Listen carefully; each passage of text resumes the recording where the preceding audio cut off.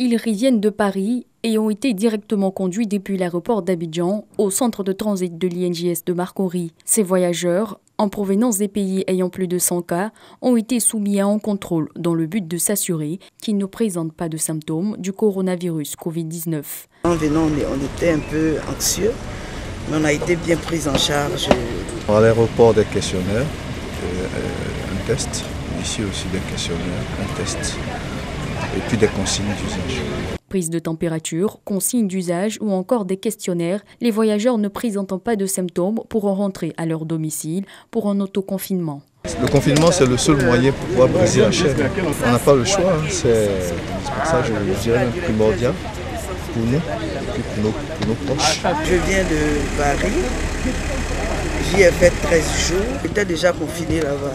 Autant le faire parce que avec ce qu'on a entendu et on a vu, c'est mieux que chacun s'autodiscipline et se confine le bien de la population.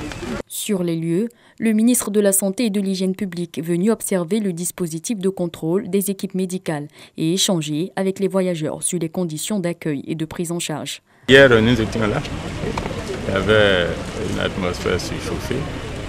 Je crois que le fait qu'on ne retienne plus a contribué à apaiser un peu les réactions.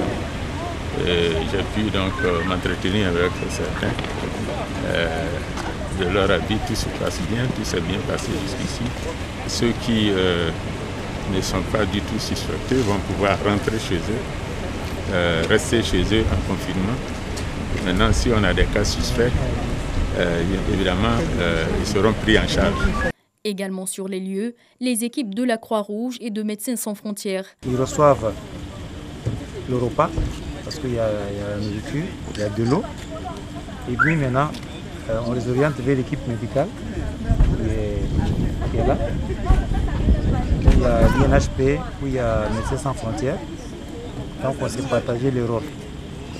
Nous sommes aux côtés du ministère de la Santé de faire en sorte que tous les passagers qui viennent des pays qui sont très affectés soient checkés dans les bonnes conditions et que le risque de propagation de cette épidémie soit moindre pour la Côte d'Ivoire. La prise en charge psychologique des voyageurs a été l'affaire du ministère de la Solidarité qui a dépêché des psychologues pour assister les voyageurs. Malgré l'épuisement qui se lisait sur les visages, les voyageurs ont subi les tests et bénéficié de prise en charge psychologique dans l'enceinte de l'INJS. Les voyageurs ont été identifiés pour un suivi médical à domicile et invités au strict respect des consignes d'usage pour l'autoconfinement.